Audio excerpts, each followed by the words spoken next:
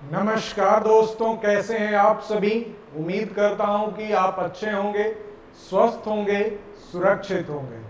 मैं विनय सिंह तेजस IAS academy के इस YouTube चैनल पर आपका स्वागत करता हूं। रेगुलर की तरह आज मैं फिर से उपस्थित हुआ हूं। आज पर्यावरण दिवस पर सभी को हार्दिक अभिनंदन करता हूं और उम्मीद करता हूं कि पर्यावरण के प्रति आप सजग रहें और उसके प्रति जो जिम्मेदारियां बनती हैं उसको आप अच्छे से निर्वहन करें। तभी क्या होगा कि पर्यावरण का सुरक्षा होने से हम सुरक्षित रहेंगे। इसलिए पर्यावरण की सुरक्षा करना बेहद जरूरी है। आज पर्यावरण दिवस के रूप में मैं आप लोगों के अलग से एक वीडियो आज ही मैं बताऊंगा और कि पर्यावरण दिवस का क्या महत्व है, पर्यावरण दिवस मनाने का क्या उद्देश्य है, उस पर अलग से एक आज इन्वायरमेंट डे पर ही अलग से वीडियो आएगा।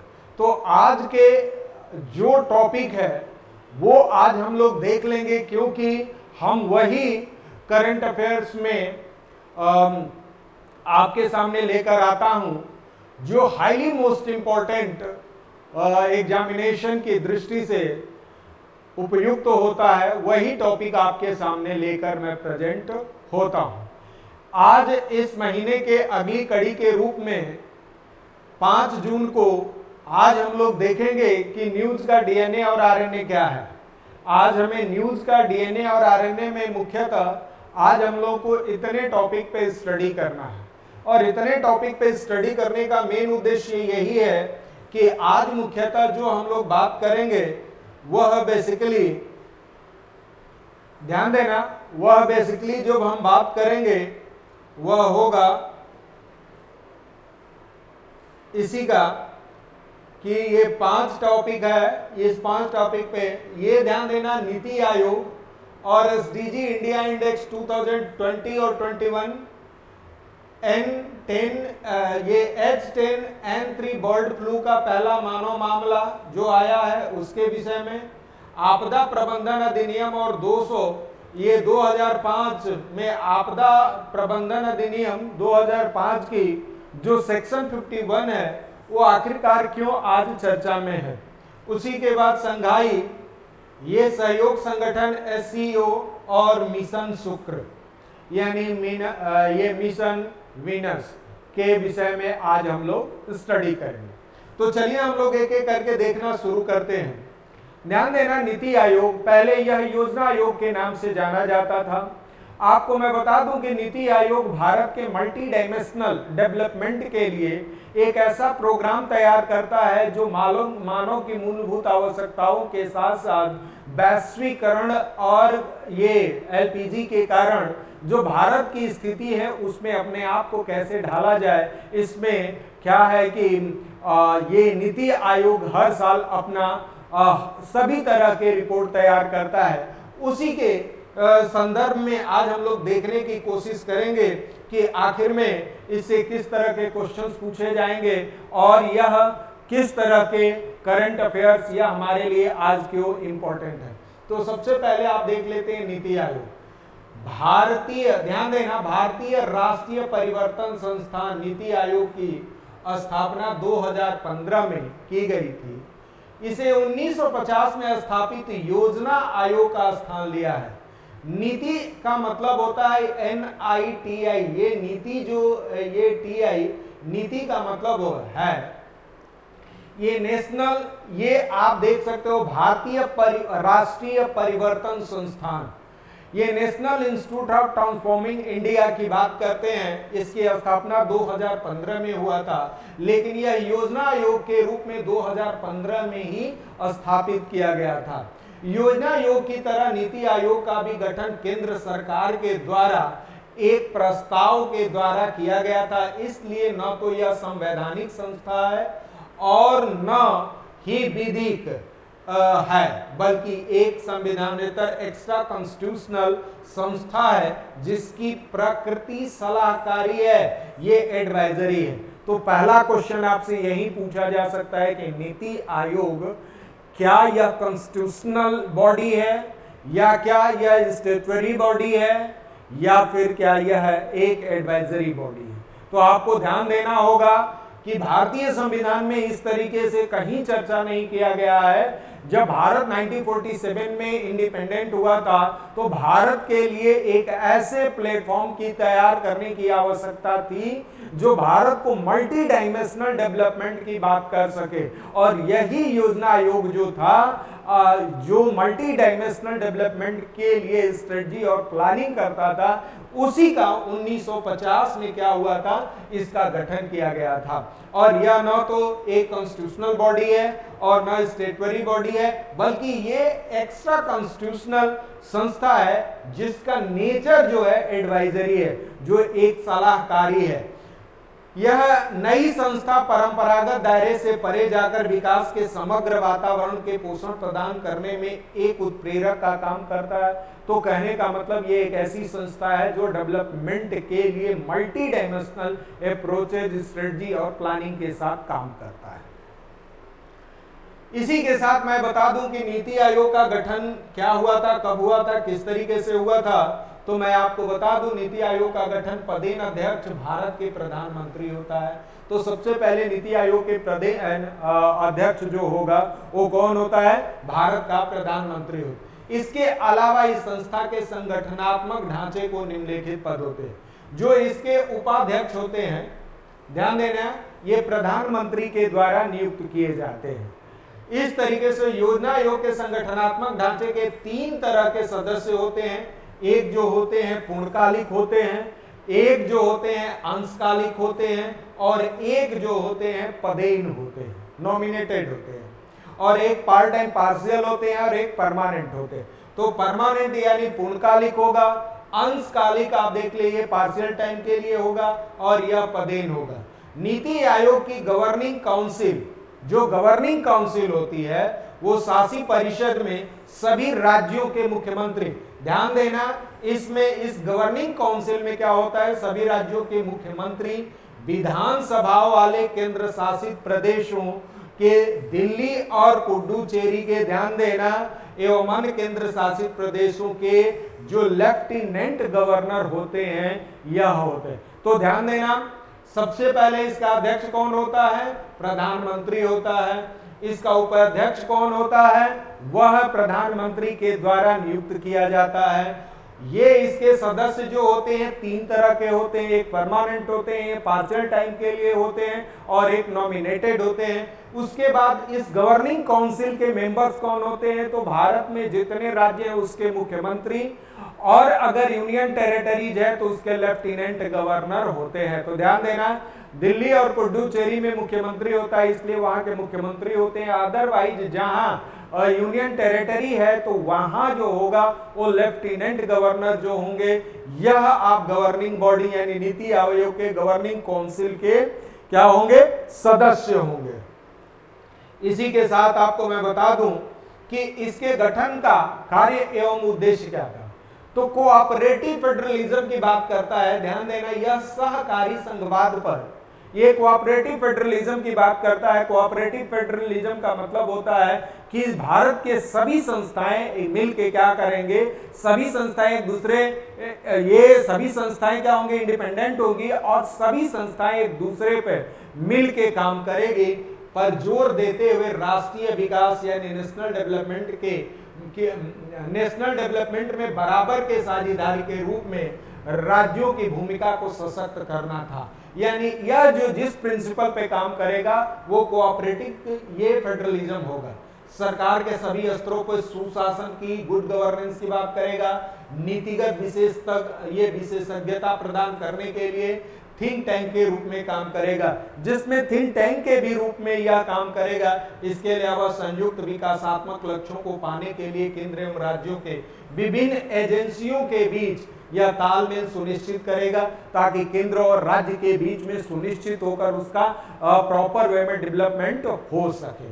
नीति आयोग अपनी विकासात्मक नीतियों को उन वर्गों पर विशेष रूप से ध्यान देता है जो, ध्यान देना, जो सोशल हो, इकोनॉमी से हो और राजनैतिक रूप से अति संवेदनशील होता है, उस पे यह स्पेशल ध्यान देता है। इसी के अलावा नीति आयोग की रणनीतिक और दीर्घकालिक नीतियों एवं कार्यक्रमों की बुनियादी ढांचा को तैयार करता है और उनकी नियमितता की समीक्षा एवं निगरानी भी करता है। तो कहीं ना कहीं कंट्रोलिंग बॉडी के रूप में भी काम करता है, ताकि वो समय से काम पूरा हो सके और जो डेवलपमेंट के मानक तय किए गए हैं वो सही समय पर पूरा हो सके। इसी के साथ मैं आपको ये भी बता दूं कि यही नीति आयोग ने अभी राज्यों से रिलेटेड, राज्यों के लिए जो एसडीजी इंडिया इंडेक्स इन्होंने क्या किया है कि 2018 से शुरू किया गया था, जो इस बार लाया गया है, यानी इस बार ये निकाला है। तो एसडीजी,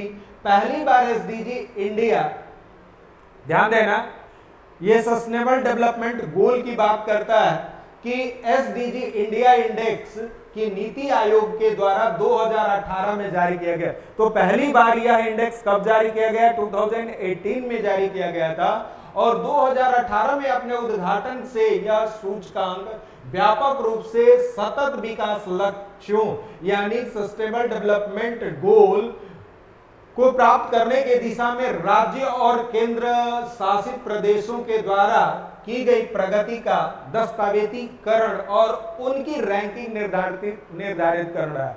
मतलब जो स्टेट जितना डेवलपमेंट कर रहा है उसका क्या कर रहा है, उसके रैंक के अनुसार परिभाषित किया जा रहा है, ताकि एक पता चले कि उनका स्तरीकरण यानी सर्टिफिकेशन किस लेवल पर है या उनका डेवलपमेंट किस तरीके से है। अब अपने तीसरे वर्ष में यह सूचकांक देश के सतत विकास लक्ष्यों को जुड़ी प्रगति की निगरानी का प्राथमिक उपकरण बन गया है और साथ ही इसने राज्यों और केंद्र शासित प्रदेशों के बीच प्रतिस्पर्धा को बढ़ावा दिया है। इससे क्या होगा, इंडेक्स अगर कम और ज्यादा होगा तो सभी राज्यों में एक कंपटीशन होगा, पॉजिटिव कंपटीशन होगा और अपनी पॉजिटिव कंपटीशन से जो मूलभूत आवश्यकताओं के साथ प्रॉपर डेवलपमेंट जो होना चाहिए वो एकदम निश्चित तौर पर होगा और एक निश्चित डायरेक्शन में होगा और एक निश्चित समय में होगा। यह सूचकांक राष्ट्रीय प्राथमिकताओं से जुड़े होने के साथ साथ संयुक्त राष्ट्र के सतत विकास लक्ष्यों के व्यापक प्रकृति के अभिव्यक्ति के प्रतिनिधित्व। तो ध्यान देना, हम सतत विकास की जो बात करते हैं वो हमारा भारतीय मानक के साथ साथ अंतर्राष्ट्रीय मानक यानी जो यूएनओ का जो हमारा ये है कि संयुक्त राष्ट्र का यानी यूनाइटेड नेशन का जो एसडीजी है उसी के मानकों को तय करते हुए भारतीय मानक के रूप में उसको परिभाषित किया गया है और सतत विकास लक्ष्यों को 2030 तक एक वैश्विक स्तर पर प्राप्त करना है। यानी योजना नीति आयोग का यह टारगेट है कि 2030 तक इसको क्या करना है, वैश्विक स्तर पर इसको लाना है और इस तरीके से डेवलपमेंट के सारी प्रक्रियाओं को अपनाना है। अब मैं आपको बता दूं कि इन्होंने एसडीजी 2020 और 21 का जो किया है तो उसमें क्या क्या बातें करी गई। नीति आयोग द्वारा हाल में एसडीजी इंडेक्स और डैशबोर्ड का तीसरा संस्करण 2020-21 जारी किया गया है। भारत में संयुक्त राष्ट्र के सहयोग से विकसित एसडीजी इंडेक्स, ये इंडिया इंडेक्स 2021 के सभी राज्यों और केंद्र शासित प्रदेशों के प्रगति को उन 115 संकेतकों को आंकता है जो भारत सरकार के सांख्यिकी एवं कार्यक्रम कार्यान्वयन मंत्रालय के राष्ट्रीय संकेतक ये फ्रेमवर्क से जुड़े हैं। तो ध्यान देना, जो मानक तय किया गया वो कितने संकेतक है यानी इंडिकेटर्स कितने हैं, 115 और एसडीजी इंडिया इंडेक्स 2020-21 में कुल 115 संकेतक है यानी इंडेक्स है। और ध्यान देना, संयुक्त राष्ट्र संघ के 17 सतत विकास लक्ष्यों को सस्टेनेबल डेवलपमेंट गोल एसडीजी में से 16 को शामिल करते हुए जबकि लक्ष्य 17 को गुणात्मक मूल्यांकन के रूप में शामिल किया गया। तो ध्यान देना, भारत के जो अपने मानक है ही और उसके साथ जो यूएनओ का जो आप ध्यान देना यूनाइटेड नेशन के जो यूनाइटेड नेशन का जो है ऑर्गेनाइजेशन जो है वो बेसिकली उसके भी जो 17 सतत विकास के जो मानक है उसको भी इंक्लूड किया गया है और इन सभी को मानक को तय करने के साथ यह शामिल किया गया है। तो 2021 में एसडीजी इंडिया इंडेक्स 2018-19, 2019-20 के संस्करणों की तुलना में यह काफी बेहतर है। तो यह तीसरा संस्करण है और यह उससे काफी, दो जो पिछले हैं उससे काफी बेहतर है। एसडीजी इंडिया इंडेक्स 2020 और 21 में बिहार का प्रदर्शन सबसे खराब, जबकि केरल अपना शीर्ष स्थान बरकरार रखा है। तो ध्यान देना, यहां से नंबर आप क्वेश्चन में आएगा कि इंडेक्स के अकॉर्डिंग क्या हो जाएगा 2020, ये एसडीजी इंडिया इंडेक्स में सबसे खराब प्रदर्शन किसका रहा? बिहार का रहा। सबसे अच्छा प्रदर्शन किसका रहा? तो अपना केरल का रहा। इसमें सामाजिक, आर्थिक और पर्यावरणीय मापदंडों पर राज्यों और केंद्र शासित प्रदेशों की प्रगति का मूल्यांकन किया जाता है और इसके आधार पर सबसे लोएस्ट और सबसे हाईएस्ट, अगर हम बात करें डेवलपमेंट की, अगर बात करें तो केरल आज भी उच्च दर्जा प्राप्त किया हुआ है। अब उसके बाद हम लोग बात कर लेते हैं कि उसी के आधार पर देख लें कि वही राष्ट्रीय स्तर पर एसडीजी स्कोर 2020-21 में 6 अंकों में सुधार के साथ 60 से 66 अंक रहा है। ये राष्ट्रीय स्तर में, जो राष्ट्रीय स्तर में डेवलपमेंट हुआ है वो 6 पॉइंट की बढ़ोतरी हुई है। और एसडीजी इंडिया इंडेक्स 2020-21 में बिहार, झारखंड और असम, ध्यान देना, ये सबसे खराब प्रदर्शन करने वाले राज्य हैं। वही केंद्र शासित प्रदेशों में 79 अंक के साथ चंडीगढ़ शीर्ष स्थान पे है। तो यूनियन टेरिटरी में सबसे अच्छा प्रदर्शन करने वाला जो है वो चंडीगढ़ में है, जिसके बाद वो 68 के साथ दिल्ली, यानी दिल्ली दूसरे स्थान पर है यूनियन टेरिटरी में। एसडीजी इंडेक्स 2021 में अपने स्कोर बेहतर बनाने के लिए मिजोरम, हरियाणा और उत्तराखंड सबसे आगे हैं। तो ध्यान देना, जो डेवलपमेंट के बेहतर संसाधनों को पॉजिटिव यूटिलाइज करते हुए और एक अच्छी स्कीम और स्ट्रेटजी के साथ करते हुए मिजोरम, हरियाणा और उत्तराखंड काफी तेजी से बढ़ रहे हैं। 2020-21 के एसडीजी इंडिया इंडेक्स में बताया गया है कि स्वास्थ्य क्षेत्र के लक्ष्यों के लिहाज से गुजरात और दिल्ली क्रमशः राज्यों और केंद्र शासित प्रदेशों में पहले स्थान। ध्यान देना, स्वास्थ्य के क्षेत्र में सबसे पहले गुजरात और दिल्ली यूनियन टेरिटरी में यह पहले स्थान। वहीं अगर हम गुणवत्ता शिक्षा के क्षेत्र में इन दोनों श्रेणियों में क्रमशः केरल और चंडीगढ़ सबसे, वहीं जो अगर एजुकेशन के मामले में अगर देखा जाए तो केरल सबसे अच्छा है और चंडीगढ़ यूनियन टेरिटरी में सबसे, जबकि स्वास्थ्य में गुजरात और दिल्ली की बात करते हैं। इसके अलावा गरीबी नहीं लक्ष्य के सतत, ये गरीबी नहीं लक्ष्य के तहत तमिलनाडु और दिल्ली शीर्ष स्थान पे है, यानी गरीबी को दूर करने के लिए जो स्ट्रेटजी बनाई गई है उसमें तमिलनाडु और दिल्ली शीर्ष स्थान पे है। जबकि विषमताओं में कमी के मामले में मेघालय, जो काफी डाइवर्सिटी थी, काफी डिस्पैरिटी, मतलब कि काफी विषमताओं के साथ चंडीगढ़ सबसे अच्छा प्रदर्शन, मेघालय और चंडीगढ़ सबसे अच्छा। तो ध्यान देना, इस वीडियो को जब भी देखना तो ये तो आप हमारे टेलीग्राम चैनल से जुड़ जाइए, सारे पीडीएफ आपको मिल जाएगा। दूसरी चीजें ये भी है कि जब भी आप ये न्यूज देखें, जब भी ये करंट अफेयर्स का सेशन देखें, अपने पास पेन और पेंसिल बैठे और कुछ पॉइंट जो है उसको नोट डाउन करते रहें। इसी के साथ मैं आपको बता दूं कि ये रहा एसडीजी का प्रोग्राम। अब जो दूसरा जो हमारा न्यूज है वो है बर्ड फ्लू, और बर्ड फ्लू कोई आज नहीं है, इससे पहले भी हुआ था। तो सबसे पहले बर्ड फ्लू की बात अगर करते हैं तो बर्ड फ्लू जो है वो ध्यान देना, ये बर्ड फ्लू जिसे एवियन इन्फ्लुएंजा भी कहते हैं, इसे क्या कहते हैं? एवियन इन्फ्लुएंजा भी कहते हैं, के रूप में भी जाना जाता है। बर्ड फ्लू को हम एवियन इन्फ्लुएंजा भी कहते हैं। एक अत्यधिक संक्रामक विषाणु वायरस जनित बीमारी होता है जो भोजन के रूप में उपयोग होने वाले कई प्रकार के पक्षी प्रजातियों के, जैसे मुर्गियों, टर्की, बटेर, गिनी मुर्गी के साथ साथ पालतू और जंगली पक्षियों को भी प्रभावित करते हैं। तो ध्यान देना, बर्ड फ्लू बेसिकली क्या है, ये इसको एवियन इन्फ्लुएंजा भी कहते हैं। इसमें एक वायरस होता है जिसकी वजह से यह बीमारी फैलती है। अब मनुष्यों के साथ साथ कभी कभी स्तनधारियों भी एवियन इन्फ्लुएंजा के संपर्क में आ जाते हैं। मनुष्यों के साथ साथ क्या कभी कभी जो मैमल्स होते हैं ये भी क्या होते हैं, इस इन्फ्लुएंजा के और इस एवियन इन्फ्लुएंजा के शिकार हो जाते हैं। इसी के साथ मैं बता दूं कि व्हाट इज इन्फ्लुएंजा। इन्फ्लुएंजा क्या होता है तो इन्फ्लुएंजा एक तरह का वायरस होता है। ध्यान देना, इन्फ्लुएंजा क्या होता है? एक तरह का वायरस होता है जो हमारे श्वसन तंत्र को क्या करता है?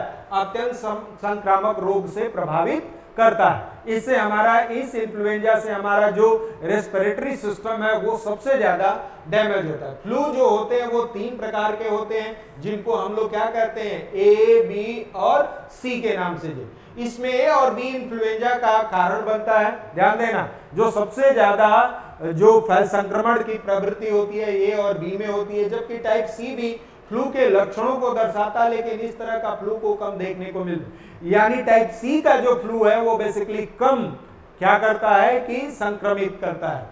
इन्फ्लुएंजा वायरस हमारे शरीर में नाक, आंख, मुंह के द्वारा प्रवेश करता है। तो ध्यान देना, नाक, आंख और मुंह के द्वारा, साथ ही ये एक से दूसरे व्यक्ति के खांसने, छींकने और उसके संपर्क में रहने से भी फैल जाता है। तो यह इन्फ्लुएंजा जो होता है कि खांसने, छींकने और उनके संपर्क में आने से, यदि घर में किसी एक सदस्य की बीमारी से पीड़ित हो गया है तो सदस्य और सदस्य भी से अछूते नहीं रह सकते, इसलिए उसका प्रोटेक्शन करना बहुत जरूरी है। तो एवियन, आपने देखा कि बर्ड फ्लू क्या है, तो बर्ड फ्लू के एवियन इन्फ्लुएंजा भी कहते हैं। इन्फ्लुएंजा बेसिकली क्या होते हैं? एक प्रकार के वायरस होते हैं जो मुख्यतः 3 तरह के होते हैं, ए, बी और सी। ए और बी जो होते हैं इन्फ्लुएंजा का कारण बनता है, यानी इन्फ्लुएंजा होने के जो मुख्य कारण जो इन्हीं के द्वारा होते हैं। और ध्यान देना, इन्फ्लुएंजा वायरस हमारे शरीर में नाक, आंख और मुंह के द्वारा हमारे शरीर में एंट्री करते हैं। और ध्यान देना, साथ ही ये एक व्यक्ति से दूसरे व्यक्ति के क्या होते हैं? छींकने, खांसने और संपर्क में आने से फैलता है। और यही नहीं, अगर घर में कोई व्यक्ति संक्रमित हो गया है तो वो दूसरा भी संक्रमित होने के चांस उतने ही होते हैं। ये इन्फ्लुएंजा वायरस के प्रकार, जो अगर हम बात करते हैं कि वायरस के प्रकार किस तरह, इन्फ्लुएंजा वायरस जो होते हैं 3 प्रकार के एबीसी में बांटा गया है। केवल ए प्रकार का इन्फ्लुएंजा वायरस ही जानवरों को संक्रमित करता है। तो ध्यान देना, अब आपको क्लासिफिकेशन थोड़ा उसको बृहद स्तर पर गया। तो ए तरह के जो वायरस इन्फ्लुएंजा जो होते हैं वो बेसिकली जानवरों को संक्रमित करते हैं, जो कि एक जूनोटिक वायरस है, यानी यह जीवों के द्वारा, जानवरों के द्वारा, अर्थात इसमें जानवर और मनुष्य दोनों के संक्रमित करने की क्षमता होती है। ध्यान देना कि यह वायरस जानवरों को संक्रमित करता है, जो कि एक जूनोटिक वायरस होता है। और जूनोटिक वायरस जो होता है जानवरों और मनुष्य दोनों को संक्रमित करने की क्षमता रखता है। ध्यान देना, तो जूनोटिक वायरस जो होता है वो बेसिकली जानवर और मनुष्य दोनों को भी संक्रमित करने का क्या करता है? क्षमता रखता है। एवियन इन्फ्लुएंजा वायरस उप प्रकारों में ये आप देखेंगे कि ए टाइप का H5N1 और H7N9, H9N2, H9N2 और H10N3 शामिल है। अब ध्यान देना, ये एवियन इन्फ्लुएंजा है जो देख ले, H5 और N1, H7N9, H9 और N2 और इस तरीके से H10 और N3 शामिल है। टाइप बी और सी ज्यादातर मनुष्यों को संक्रमित करते हैं तथा ये केवल हल्के संक्रामक रोगों के कारक होते हैं। तो आप ध्यान देना कि टाइप बी और सी ज्यादातर मनुष्यों को संक्रमित करते हैं, लेकिन ये बहुत ज्यादा गंभीर संक्रमित नहीं करते हैं। ध्यान देना, सबसे पहले हम बात करते हैं कि केवल ए इन्फ्लुएंजा जो होता है वो जूनोटिक वायरस होता है, जो मनुष्यों और जानवरों दोनों को में फैलता है।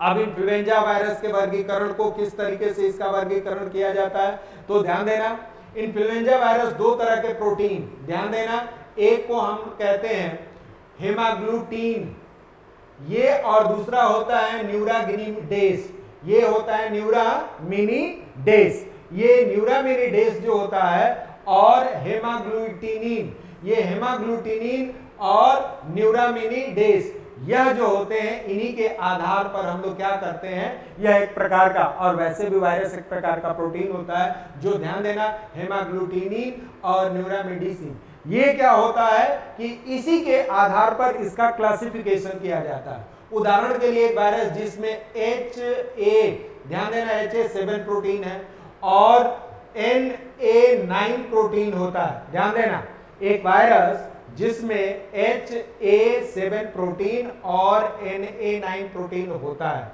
उसे हम सब टाइप में H7N9 के रूप में नामित किया जाता है। तो इसी तरीके से 2 तरह के प्रोटीन होते हैं जिसको हेमाग्लूटिनिन और ये जो आप देख रहे हो न्यूरामिनिडेस, जो न्यूरामिनिडेस होते हैं, इन्हीं दोनों को मिला के हम इस इन्फ्लुएंजा का नामकरण करते हैं, यानी इसका नामकलेचर करते हैं, यानी इसका नामकरण हम लोग देते हैं। ध्यान देना, अत्यधिक रोगजनक एवियन इन्फ्लुएंजा, हाईली ये पैथोजेनिक एवियन इन्फ्लुएंजा जो होते हैं, ए वायरस मुख्य रूप से पक्षियों में पाया जाता है जो उनके अत्यधिक संक्रमक होते हैं, जो अत्यधिक क्या होते हैं, इन्फ्लुएंजा के ये संक्रामक होते हैं जो पक्षियों के होते हैं। और ये जो ध्यान देना कि एवियन इन्फ्लुएंजा जो होते हैं हाईली पैथोजेनिक होते हैं। ये एवियन इन्फ्लुएंजा जो होता है, ए जो वायरस होता है मुख्य रूप से यह पक्षियों में पाया जाता है और उनसे अत्यधिक संक्रमण होता है। HPAI एशियन एन, ये H5N1 विशेष रूप से मुर्गी पालन के उद्योग होती है घातक वायरस है। और सबसे पहले आपको मैं बता दूं कि यही H5N1 जो होता वो पोल्ट्री फार्म को काफी डिस्ट्रक्टिव वे में या काफी ज्यादा से संक्रमित किया था। यह एक घातक वायरस है, कौन, H5N1। तो आपको पता भी हो गया कि ये बेसिकली इन्फ्लुएंजा को किस तरीके से, वायरस को किस तरीके से क्लासिफिकेशन करते हैं। वायरस एक प्रकार के क्या होते हैं, प्रोटीन होते हैं, और वायरस मुख्यतः दो प्रकार के प्रोटीन से बने होते हैं। एक को कहते हैं हम लोग, ध्यान देना, एक को जो हम लोग कहते हैं हेमाग्लूटिनिन और न्यूरामिनिडेस। तो यही दो प्रकार के जो होते हैं, इसी से इनका नामकलेचर होता है। अब हम लोग चलते हैं आगे। एवियन इन्फ्लुएंजा के प्रकोप से देश विशेष रूप से मुर्गी पालन के उद्योग विनाशकारी परिणाम में उत्पन्न हो सकता है। ऑब्वियसली ये जो आप देख रहे हो कि इससे हमारा मुर्गी, यही वजह है कि किसानों को मुर्गी पालन का उद्योग में मुर्गियों के उच्च मृत्यु दर लगभग 50% का सामना करना पड़ सकता है। बीमारी या संक्रमण के प्रकोप से बचने हेतु तो उच्च स्तर में जैव सुरक्षा उपाय, साफ सफाई का ध्यान रखना आवश्यक हो गया। जानवरों को संक्रमण करने का पता चलने से रोग को नियंत्रण और उसको खत्म करने के लिए संक्रमित जानवर को उसके संपर्क में आए जानवरों को पकड़कर अलग रखने की स्थिति से ही शीघ्रता से नियंत्रित किया जा सकता है। तो कहने का मतलब यही है कि यह एक प्रकार से यह संक्रमित बीमारी है। अगर एक जानवर को हुआ तो दूसरे जानवर को भी ट्रांसमिट करेगा, जिसकी वजह से क्या होगा, वो इन्फेक्शियस जो इन्फेक्शन करेगा जो कि बहुत तेजी से फैलेगा। और यही कारण है कि उसको अगर प्रोटेक्शन देना है तो जिस जानवर को हुआ है उसको अलग रख देने पर यह हम थोड़ी कंट्रोल हो जाएंगे। अब जो मेन जो चर्चा जो हमें करना था वो है आपका H10N3 इन्फ्लुएंजा। तो H10N3 इन्फ्लुएंजा जो होगा यह बेसिकली चीन के, ध्यान देना, चीन के जियागसू प्रांत में बर्ड फ्लू के, ये ध्यान देना, H10N3 स्ट्रेन के साथ मानव संक्रमण का पहला मामला दर्ज किया गया है। तो ध्यान देना, जिस तरीके से कोरोना था उसी तरीके से ये बर्ड फ्लू का जो यह आप देख रहे हो वायरस यानी इन्फ्लुएंजा जो H10N3 जो स्ट्रेन जो है वो मानव संक्रमण का पहला दर्ज कर लिया गया है। H10N3 इन्फ्लुएंजा ए वायरस का एक उप प्रकार है। ध्यान देना, पीछे मैंने बताया था कि ए टाइप का जो वायरस होते हैं वो बेसिकली क्या होता है, उसी का एक सब टाइप है जिसे आमतौर पर बर्ड फ्लू वायरस के रूप में जाना जाता है। तो यह बेसिकली एक बर्ड फ्लू के रूप में डिफाइन किया गया है। ये H10N3 मुर्गियों के वायरस का एक कम रोगजनक, अपेक्षाकृत कम गंभीर कारक है। इसके बड़े पैमाने पर फैलने की जोखिम बहुत कम है। इसे कहा जाता है कि यह बड़े पैमाने पर नहीं फैल सकता। जानवरों में इस प्रकार का फ्लू का संक्रमण कोविड-19 के समान श्वसन कणों से ही हो सकता है। और जानवरों में भी इस तरह का जो अगर फैलाव होगा या एक दूसरे से संक्रमित होगा तो बेसिकली इसी कोविड-19 के तरह ही होगा, यानी श्वसन से ही होगा। यह स्ट्रेन जो आप देख रहे हैं, जो स्ट्रेन आया है वह मुख्य रूप से अगर हम बात करें सामान्य वायरस नहीं है। पिछले 40 वर्षों में यानी 2018 तक वायरस लगभग 160 आइसोलेट्स की सूचना मिली है। वह भी ज्यादातर एशिया और उत्तरी अमेरिका के कुछ हिस्सों में जंगली पक्षियों को या जल पक्षी में पाया गया। तो ध्यान देना, 160 आइसोलेट्स की बात करते हैं, मिली है। और इसमें ज्यादातर उत्तरी अमेरिका के कुछ हिस्सों में और एशिया में पाया गया है। अभी तक मुर्गियों में किसी भी स्ट्रेन का पता नहीं, इस तरह के जो इन्फ्लुएंजा है मुर्गियों में किसी तरह के स्ट्रेन का पता नहीं चला है। चीन में एवियन इन्फ्लुएंजा के कई अलग अलग उपभेद और कुछ छिटपुट रूप में उन लोगों को संक्रमित करते जो आमतौर पर मुर्गी पालन करते हैं। तो जो मुर्गी पालन करते हैं उनमें देखा गया कि इस तरह के बहुत ज्यादा इन्फेक्ट तो होते हैं, जिसकी वजह से अगर हम बात करें 2016-17 के दौरान H7N9 स्ट्रेन में लगभग 300 लोगों की मौत होने के बाद बर्ड फ्लू के कारण मानव संक्रमण के मामलों की संख्या ज्यादातर बढ़ी है। तो ध्यान देना कि यह अभी जो चाइना में जो H10N3 जो इन्फ्लुएंजा प्राप्त हुआ है, तो आपको मैं बता दूं कि यह संक्रमित बीमारी मानव को भी हो सकता है। और ध्यान देना अभी जो इस तरीके के बर्ड फ्लू है वो किसी भी तरह का इस स्ट्रेन का भी पता नहीं चला। आगे चलते हैं। ये जो बेसिकली पशुओं की हेल्थ की सुरक्षा के लिए मैं आपको बता दूं कि विश्व पशु स्वास्थ्य संगठन है एक, जो वर्ल्ड, ये ध्यान देना, जो एनिमल यह एक अंतर सरकारी संगठन है जो ध्यान देना जो विश्व पशु स्वास्थ्य की सुधार हेतु उत्तरदायी है। इसे विश्व व्यापार ये WTO वर्ल्ड ट्रेड ऑर्गेनाइजेशन के द्वारा एक रेफरेंस ऑर्गेनाइजेशन के रूप में इसे मान्यता दी गई है। 2018 तक इस संगठन ने कुल 182 सदस्य शामिल थे, जिसमें भारत भी एक सदस्य है। इसका जो हेड ऑफिस है वो कहाँ है? वो पेरिस में है। 2020 से जनवरी 21 से भारत के विभिन्न राज्यों में बर्ड फ्लू के ताजा मामले सामने आए, जिससे पूरे देश में अफरा तफरी मच गई थी। वर्ष 2009 के भारत में एवियन इन्फ्लुएंजा H5N1 के वायरस के संक्रमण से मुक्त घोषित किया गया था। इस संबंध में विश्व पशु स्वास्थ्य संगठन world organisation for animal health को भी अधिसूचित किया गया। तो ध्यान देना ये world organisation for animal health की जो हम बात करते हैं, यह बेसिकली यह मुख्यतः पशुओं की स्वास्थ्य की देखभाल करता है। यह पेरिस में इसका मुख्यालय है। 182 सदस्य हैं। भारत भी इसका एक सदस्य है। और बेसिकली यह इंटर गवर्नमेंटल, ये क्या है? इंटर गवर्नमेंट ये ऑर्गेनाइजेशन है जो कि डब्ल्यू ट्रेड सेंटर के ये डब्ल्यू ट्रेड ऑर्गेनाइजेशन के रेफरेंस ऑर्गेनाइजेशन के रूप में इसे मान्यता दी गई। अब हम आपदा प्रबंधन की बात करते हैं। आपदा प्रबंधन जो आपको पता भी होगा कि इस पेंडेमिक ने यानी कोविड-19 को आपदा प्रबंधन मतलब यह पेंडेमिक हो जाने की वजह से ध्यान देना आपदा प्रबंधन जो होता है वो सेंट्रल इसका पार्ट होता है, उसमें सेंट्रल गवर्नमेंट होता है, लेकिन ये सारा क्रियान्वयन जो होता है वो बेसिकली राज्य सरकार के द्वारा किया जाता है। तो आपदा प्रबंधन अधिनियम की बात करते हैं। आपदाओं के कुशल प्रबंधन, इससे जुड़े अन्य मामलों के लिए 2005 में भारत के द्वारा डिजास्टर मैनेजमेंट अधिनियम पारित किया गया था। हालांकि यह जनवरी 2006 में लागू हुआ था। तो ध्यान देना यह 2005 में क्या हुआ था? 2005 में यह बनाया गया था, लेकिन इंप्लीमेंट हुआ 2006 में। वर्ष 2020 में ये कोविड-19 की महामारी के मध्य देश में पहली बार इसे लागू किया गया। तो पूरे देश भर में जो है कोविड-19 के पेंडेमिक की वजह से इसे क्या हो गया? पूरे देश में केंद्र ने प्रधानमंत्री की अध्यक्षता में राष्ट्रीय आपदा प्रबंधन प्राधिकरण, जिसको हम लोग कहते हैं नेशनल डिजास्टर मैनेजमेंट अथॉरिटी, के माध्यम से महामारी के प्रबंधन की सुव्यवस्थित करने के लिए अधिनियम के प्रावधानों को लागू किया। जिला मजिस्ट्रेट के निर्णय लेने और ऑक्सीजन की आपूर्ति तथा वाहनों की आवाजाही पर अन्य निर्णयों को केंद्रीकृत करने का अधिकार दिया गया। वो किसको दिया गया?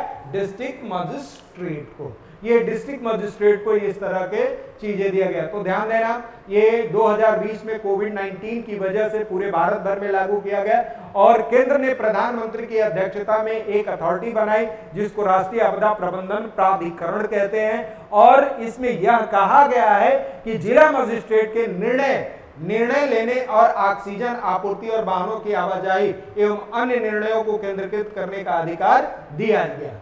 इसके अलावा आपदा प्रबंधन अधिनियम 2005 की जब हम बात करते हैं तो उसमें मुख्य रूप से क्या बातें करी गई है? नोडल एजेंसी की बात करी गई है। यह अधिनियम समग्र राष्ट्रीय आपदा प्रबंधन के संचालन के लिए गृह मंत्रालय के नोडल मंत्रालय के रूप में नामित करता है। संस्थागत यानी इंफ्रास्ट्रक्चरल, अगर हम लोग स्ट्रक्चर की बात करें, यह राष्ट्रीय यह राष्ट्रीय, राज्य और जिला स्तर पर संस्थानों को एक व्यवस्थित संरचना स्थापित करती है। उसके बाद अगर वित्त की बात करते हैं, इसमें वित्तीय तंत्र के प्रावधान शामिल है, जैसा कि आपातकालीन प्रतिक्रियाओं के लिए धन की व्यवस्था करना, राष्ट्रीय आपदा प्रतिक्रिया कोष एवं राज्य एवं जिला स्तर पर इस तरह के फंड बनाए गए। उसके बाद नागरिक और आपराधिक दायित्व की बात करते हैं। अधिनियम के प्रावधानों के उल्लंघन के परिणाम स्वरूप विभिन्न नागरिक और आपराधिक ये जो देयताओं को अधिनियमित कई धाराओं का प्रावधान करता है। तो ध्यान देना कि जो इस तरह की चीजें अगर करेगा उस पे ध्यान देना कि उस पे कार्रवाई भी करेगा, लेकिन ध्यान देना उसमें नोडल एजेंसी की बात करता है, संस्थागत यानी स्ट्रक्चरल की बात भी करता है, और फाइनेंस की भी बात करता है, और नागरिक और आपराधिक दायित्व की भी ये बात करता है। 2005 जब आप ध्यान देना यूपीएससी के आप पेपर थर्ड के जीएस के मेंस का पेपर थर्ड पढ़ते हैं तो उसमें इस तरह के डिजास्टर मैनेजमेंट है, उसमें ये पूरा दिया गया है। और 2005 का जो आपदा प्रबंधन अधिनियम है उसमें बहुत सारी बातें कही गई हैं। अब ध्यान देना अधिनियम के प्रावधानों का पूर्व उपयोग, यह अधिनियम का उपयोग कब किया गया था? तो 2020 में, अप्रैल 2020 में गृह मंत्रालय ने सार्वजनिक रूप से थूकना दंडनीय अपराध बना दिया। तो ध्यान देना यह पेंडेमिक एक्ट जो कहा जाता है, या हम ध्यान देना कि डिजास्टर मैनेजमेंट एक्ट 2005 में यह कहा गया है, गृह मंत्रालय ने सार्वजनिक रूप से कहा, गृह मंत्रालय ने सार्वजनिक रूप से यह बताया कि अगर कोई व्यक्ति किसी पब्लिक प्लेस पे अगर थूकता है तो वह क्या होगा, वो दंडनीय अपराध होगा। और डिजास्टर मैनेजमेंट एक्ट के तहत मंत्रालय द्वारा जारी दिशा निर्देश जो राज्यों के लिए बाध्यकारी है, ध्यान देना, जो राज्यों के लिए मंत्रालय ने जो अधीन डिजास्टर मैनेजमेंट एक्ट के लिए जो दिशा निर्देश जारी किया गया वो राज्यों के लिए बाध्यकारी है। और सार्वजनिक स्थानों को फेस मास्क पहनना भी अनिवार्य कर दिया था। उसमें यह भी कहा था कि जब भी पब्लिक प्लेस पर रहे आप फेस मास्क पहन के ही रहेंगे। इसके अलावा मार्च 2020 में जब देशव्यापी तालाबंदी और अचानक घोषणा की कि दिल्ली के आनंद विहार रेलवे स्टेशन पे आपको पता है कि हजारों प्रवासी एकत्र हो गए। दिल्ली सरकार को 2 अधिकारियों को केंद्र द्वारा डिजास्टर मैनेजमेंट अधिनियम ड्यूटी में लापरवाही के लिए क्या हो गया, इसमें शो काज नोटिस भेजा गया, यानी कारण बताओ नोटिस भेजा गया। तो ध्यान देना इससे पहले यह 2005 जो डिजास्टर मैनेजमेंट एक्ट 2005 जो है, इसके पहले जो ध्यान देना इंप्लीमेंट किया गया था 2000 अप्रैल 20 में और मार्च 2020 में ही किया गया था। इसमें कहा कि थूकना अपराध, ये दंडनीय अपराध है।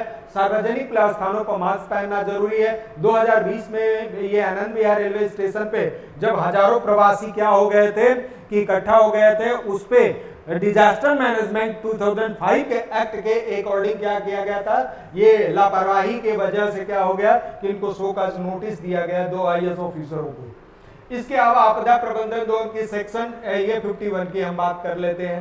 तो ये 51 की जब हम बात करते हैं तो बेसिकली इस 51 में क्या बातें करी गई है। इस अधिनियम के तहत केंद्र सरकार, ध्यान देना, इस अधिनियम के तहत केंद्र सरकार, राज्य सरकार या राष्ट्रीय कार्यकारिणी समिति या राज्य कार्यकारिणी समिति या जिला प्राधिकरण द्वारा या उसकी ओर से दिए गए किसी भी निर्देश का पालन करने से इनकार करने हेतु या धारा बाधा के लिए दंड यानी पनिशमेंट फॉर ऑब्स्टेकल को निर्धारित करता है।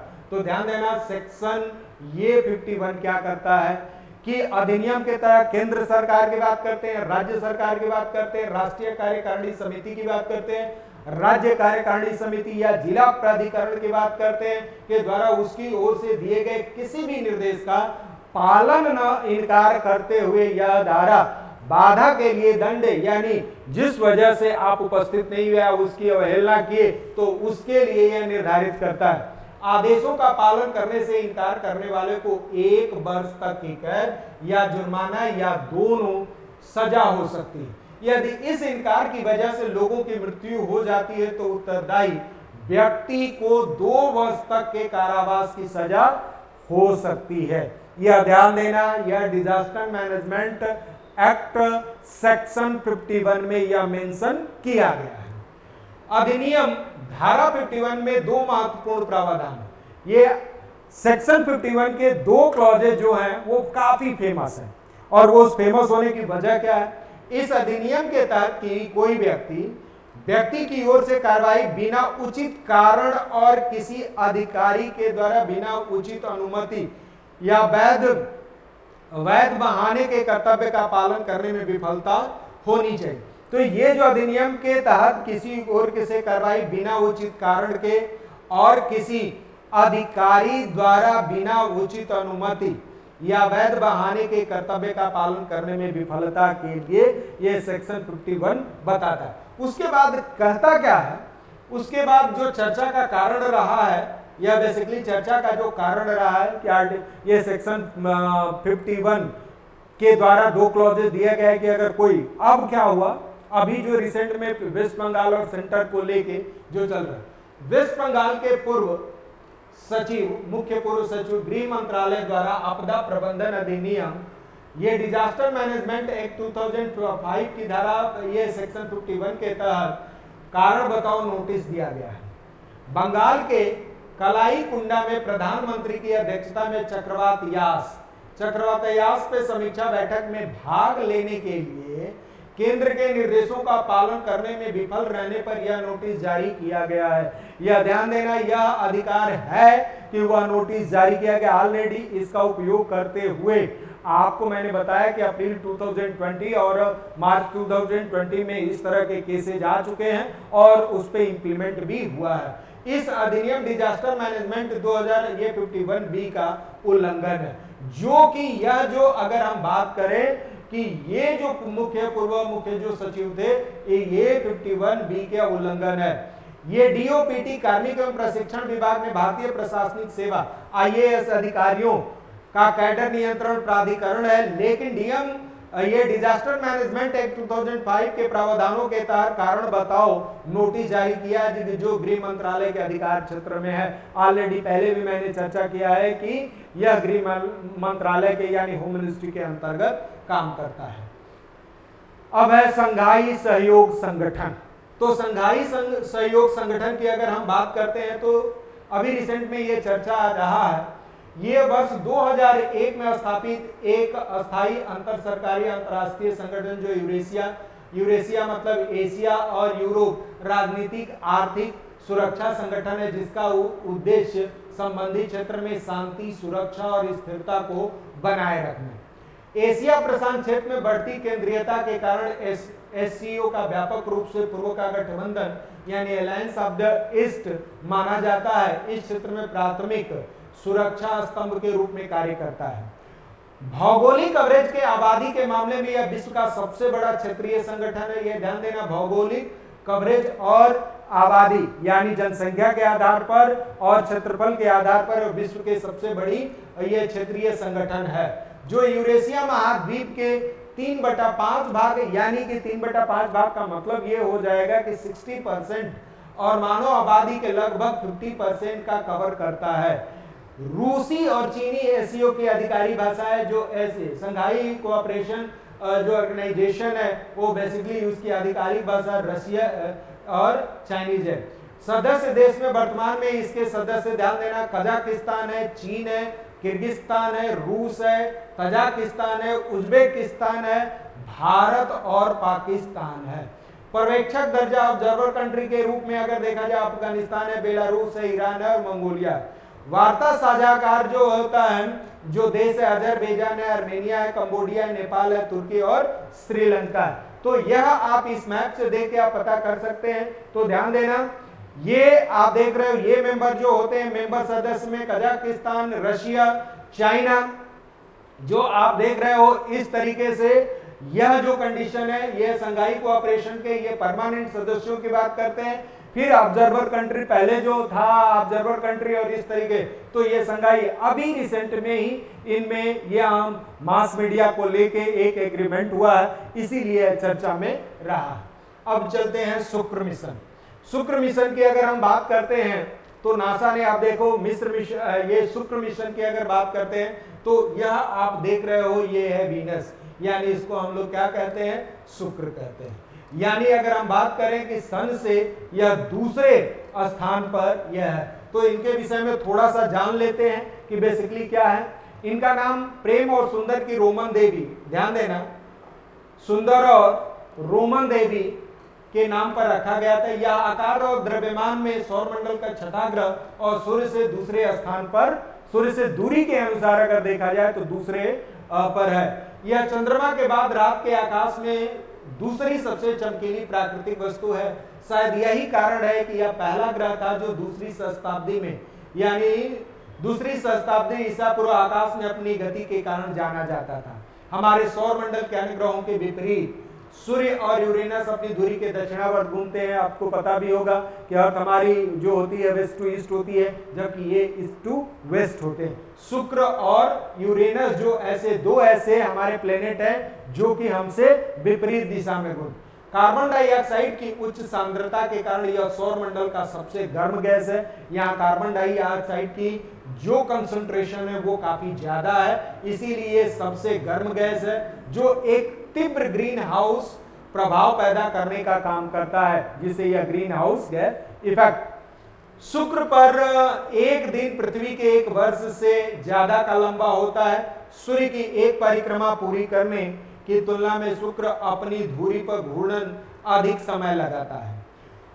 243 पृथ्वी के दिन एक घूर्णन के लिए सौरमंडल के किसी भी ग्रह का सबसे लंबा घूर्णन होता है और सूर्य की एक कक्षा को पूरा करने में इससे केवल क्या होता है, सूर्य के एक कक्षा में पूरा करने के लिए केवल क्या होता है 224.7 दिन पृथ्वी के दिन के बराबर होता है, जबकि इसको अपने अर्थात 343 पृथ्वी के एक दिन के घूर्णन के लिए होता है। मतलब इसका घूर्णन जो होता है रोटेशनल मोशन इस तरीके से है। ये तो जनरल वे में आपको शुक्र के विषय में बता दूं।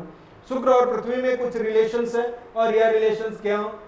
शुक्र और उसके द्रव्यमान, आकार और घनत्व और सौरमंडल में उसके समान सापेक्ष स्थानों में समानता के कारण पृथ्वी की जुड़वा बहन कहा जाता है। इसमें बहुत सारी समानताएं होती, इक्वालिटी है, इसीलिए इसको पृथ्वी की जुड़वा बहन कहा जाता है।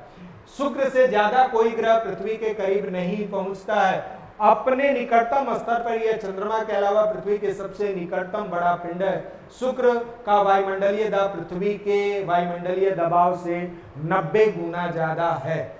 ये ध्यान देना, शुक्र और पृथ्वी में कुछ सिमिलरिटीज रही। अब उसी के बाद हम बात करते हैं शुक्र के अध्ययन के कारण ये सभी देशों ने शुक्र के अध्ययन करने का क्या उद्देश्य बनाए, यानी यह जानने में मदद करेगा कि पृथ्वी जैसे ग्रह कैसे विकसित होते हैं।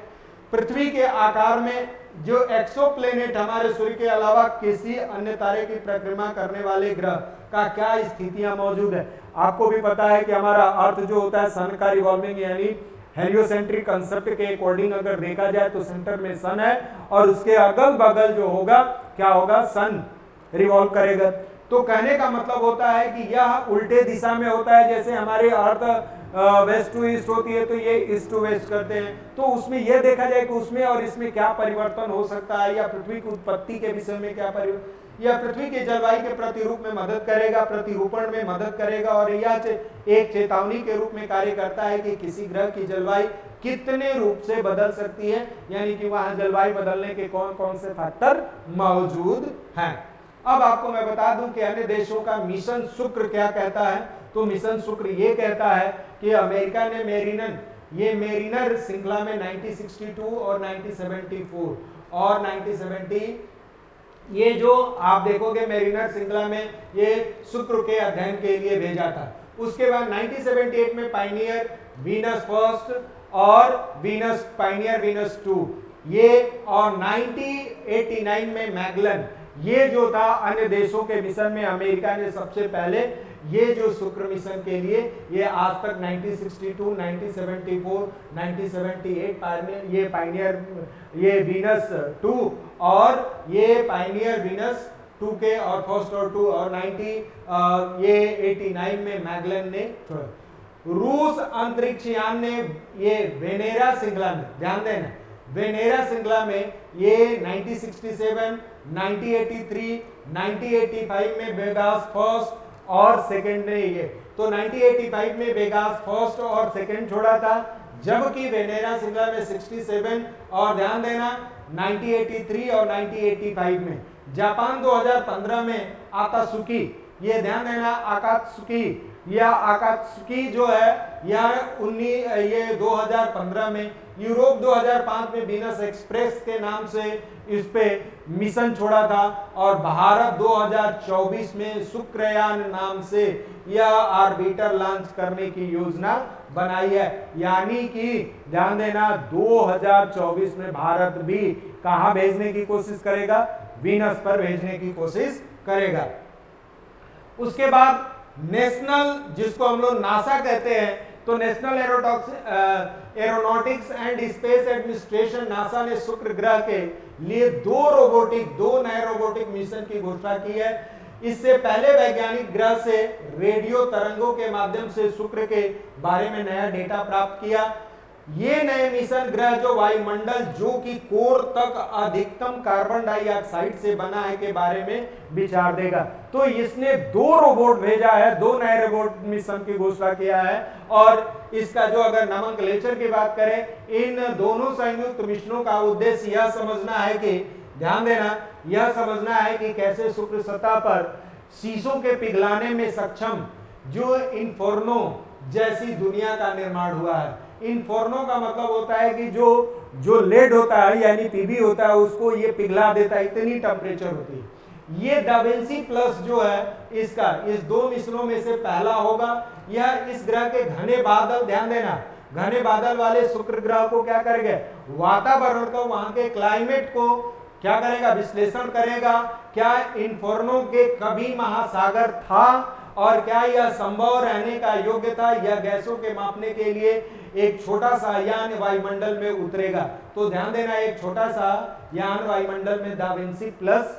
अब उसके बाद ये वेरिटस जो कहा जाता है, वेरिटास जो है, ये वेरिटास जो है अगर हम बात करें, यह चट्टानी ग्रह के सतह पर मानचित्रण करके भूगर्भिक इतिहास की खोज करने वाला दूसरा मिशन होगा।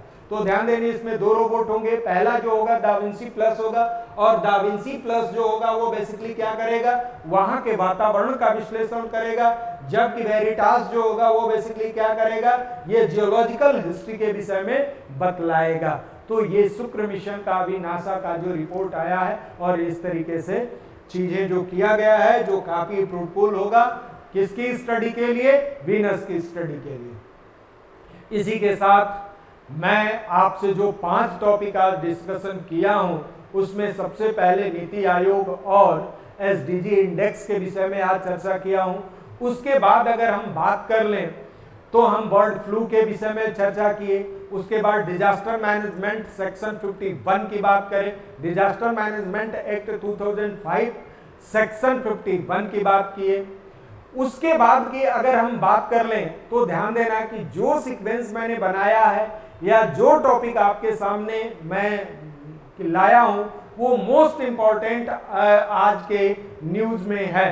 तो इसलिए आपको मैं बताऊं, उसके बाद एससीओ संघाई कोऑपरेशन की बात किया। फिर उसके बाद जो हमने बताया कि मिशन शुक्र यानी मिशन वीनस की जो बात करी गई है उसमें हम सारे डिटेल किया। इसी के साथ मैं ये उम्मीद करूंगा कि यह वीडियो आप लोगों को पसंद, जो सिलसिला मैं शुरू किया हूं वो सिलसिला आप तक पहुंचे, आप इसका ज्यादा से ज्यादा फायदा उठाएं।